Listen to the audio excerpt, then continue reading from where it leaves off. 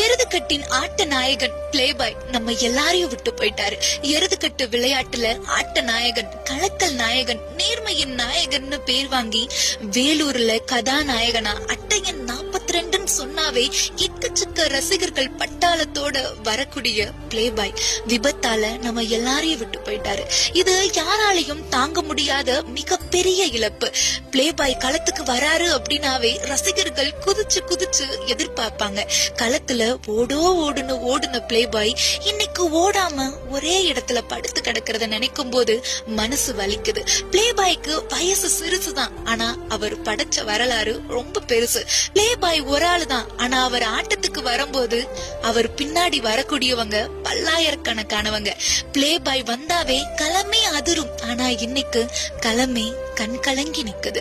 Playboy கடைசியா நடந்த எருதுகட்டுல முதல் பரிசு வாங்கிட்டு களத்தை விட்டு வெளியே வரும்போது பைக்ல நெஞ்சில அடிபட்டு 2 மாசம் ட்ரீட்மெண்ட் எடுத்து இன்னைக்கு நம்ம எல்லாரையும் விட்டு போயிட்டாரு.